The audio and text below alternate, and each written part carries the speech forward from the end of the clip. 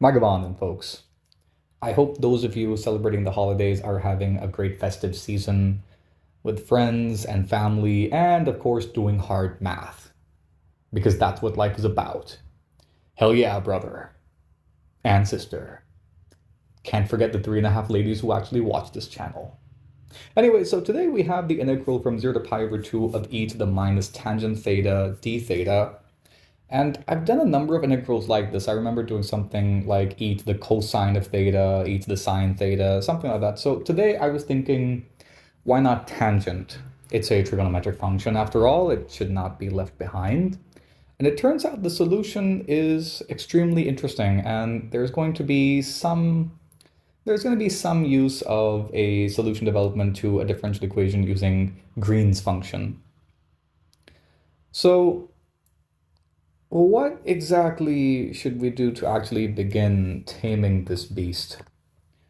Well, I checked out my table of antiderivatives, nothing came up, so my only other option is to define the integral function I of the parameter alpha as the integral from 0 to pi over 2 of e to the minus alpha tangent theta d theta, where my alpha parameter is a positive real number.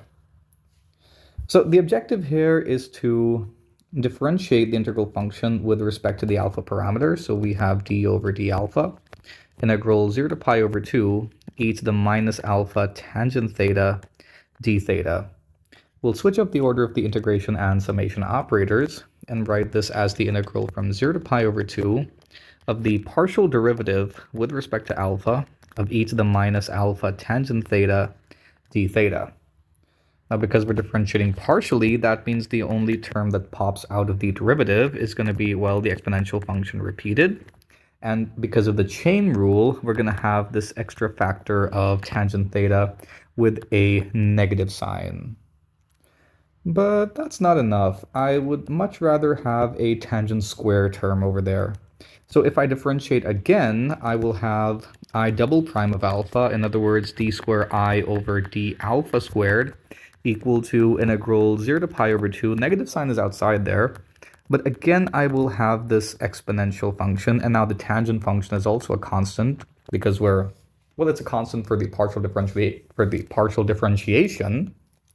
So I'll have another tangent term, again, because of the chain rule. So I have a negative tangent, that is cancellation, and I have tangent square theta d theta. And the reason I really like having this tangent square term is because I can expand tangent square via trigonometry. That is to say, I could write this as secant square theta, which I'm unable to write to this day, secant square theta minus 1.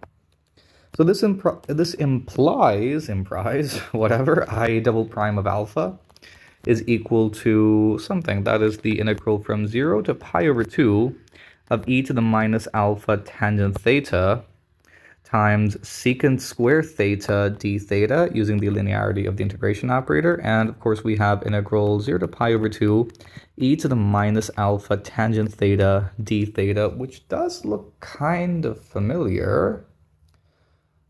And oh yeah, that is exactly how I define the integral function. So that means we have a nice looking differential equation. That is to say, I double prime of alpha, and just marking this out as I of alpha, and I'm going to need some writing space. So this implies that I double prime of alpha plus I of alpha is equal to this integral that is not at all daunting whatsoever, because we do have a tangent theta term there. So let me just write this out. We have integral 0 to pi over 2 e to the minus alpha tangent theta secant square theta d theta. So if I were to have a negative 1 over alpha term over here and a negative alpha over there, I would be able to invoke the antiderivative. So what we have here is the negative alpha term expanded. So that means the integral sorts out to the antiderivative for the exponential functions. Of course, the exponential function itself. So we have e to the minus alpha tangent theta with the limits being 0 and pi over 2. Okay, cool. So the result is negative 1 over alpha Now, as theta tends to pi over 2, the tangent tends to infinity, so we have e to the negative something tending to infinity. So that means we should have a big fat 0 minus e to the 0, which is 1, of course. So this implies that our second order differential equation is now I double prime of alpha plus I of alpha equal to 1 over alpha. Okay, cool. Now, how on earth are we going to solve this thing? So what we have is a second order inhomogeneous differential equation with a couple of really cool boundary conditions. And what I'm referring to is, recall that I of alpha was defined as the integral from 0 to infinity of e to the minus alpha tangent theta d theta. And we see that this thing should tend to 0 as alpha tends to infinity. By similar token, I prime of alpha, which is gained by differentiating this thing with respect to alpha, yields negative integral of e to the negative alpha tangent theta times tangent theta d theta. This thing also tends to 0 as alpha tends to infinity. Okay, cool. So we're going to solve this differential equation using a Green's function approach. In other words, I'm looking for the Green's function of the particular differential operator at hand. That is to say, I have I double prime of alpha. So I'm going to denote, terribly sorry about that. Math is so much easier than writing English. So denote d as the derivative with respect to alpha operator, so that our differential equation now looks like d squared I of alpha plus, now I of alpha is just being acted upon by the identity operator, so I'll write this as d squared plus 1 I of alpha equal to 0. We have the following boundary conditions. We have the limit of I of alpha as alpha tends to infinity equal to 0, and we have the limit of I prime of alpha as alpha tends to infinity, that is also equal to 0.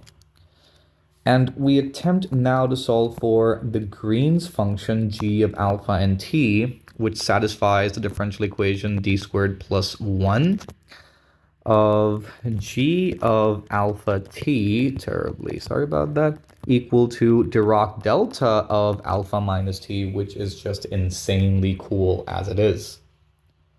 And of course, the boundary conditions correspond to exactly the same boundary conditions in alpha as our target function I of alpha. So the limit of g as alpha tends to infinity is 0, and the limit of g prime of alpha t as alpha tends to infinity is also equal to 0, where the prime denotes differentiation with respect to alpha.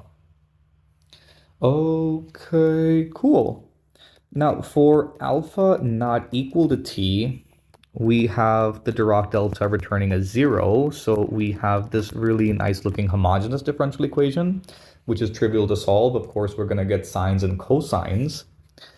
So this implies that g of t is equal to, it is going to be a linear combination of sines and cosines, but mind you, because of the spike at alpha equals t, we're going to have to break down the solution into a couple of parts, or two halves, one half being for alpha between t and 0.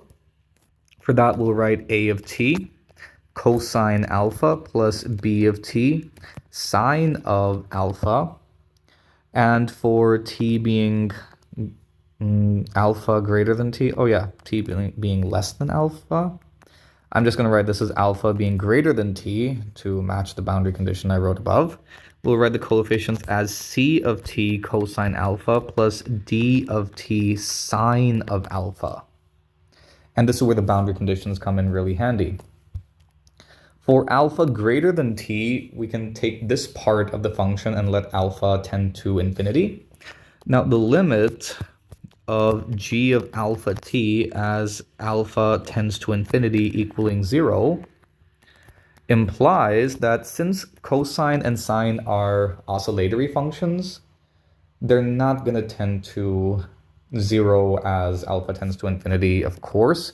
So that means my c of t should be equal to d of t, and that should be equal to 0 for all t. That is to say, t itself is defined to be less than alpha. on this domain. Okay, cool. So we can cross this thing out similar to how we cross out the contour integral over the semicircular arc as r tends to infinity. So that is very convenient. And now we attempt to solve for a of t and b of t. Now, in order to determine a and b, we need to use the properties of Green's function. First and foremost, meaning the equality of the left and right-hand limits at alpha equals t. So what we need here is the limit of g of alpha t as alpha tends to t from the left to be equal to the limit of g of alpha t as alpha tends to t from the right. Another way to write this is g of alpha is tending to t from the left, so I'll write this as t minus and t equaling to g of t plus and t. Now, the good news is that whenever alpha is to the right of t, you just have a big fat 0. So this thing crosses out to 0, and this thing implies that you have a times cosine of t now, plus b times sine of t equal to 0. And that is equation 1 in your a of t and b of t. And to get another equation, we use the jump discontinuity property of Green's function, which stems from the Dirac delta function. Notice that if you integrate from t minus epsilon to t plus epsilon, the function Dirac delta alpha minus t with respect to alpha, of course, the differential equation is with respect to alpha. The differential equation is in alpha anyway. No, wait, I think the first phrase was correct. Anyway, it doesn't matter. The thing is, if you integrate with respect to alpha, then what you get here is a 1. So what we do get for Green's function is g prime of t plus t minus g prime of t minus t equal to a 1. But again, for alpha being greater than t, g is just 0, so the derivative is also 0. And that means we have g prime of t minus and t equal to negative 1. And because this is a times cosine, differentiating with respect to alpha, of course, we should have a times negative sine. So the result is negative a sine of t plus b of t, that is understood, this plus b times cosine of t equal to negative 1. Or we could write this as a times sine of t minus b times the cosine of t equal to 1 to get rid of the pesky looking negative sign. So we now have these two equations in A and B. And I don't have to solve them here on screen, standard algebra. So solving the system of equations, I'm just writing here on solving, we have Green's function, which is what exactly? Let me just confirm this from my notes. Okay, cool. So g of alpha and t will be written out after some trigonometric simplification to sine of t minus alpha for t being greater than alpha, and for t being less than alpha, of course, we had a big fat 0 all along. Now, once you have Green's function, you can recover or uncover the function you were solving for at the beginning. That is the function that solves your differential equation. So we were looking for I of alpha. So the solution I of alpha is defined as the integral from 0 to infinity, alpha, of course, being a positive real number, of g of alpha t times the function on the right-hand side of your differential equation, but with the alpha being replaced by a t. So that means your f of t function over here, whatever you want to call it, or g of t, is 1 over t. So the result here should be g times 1 over t dt.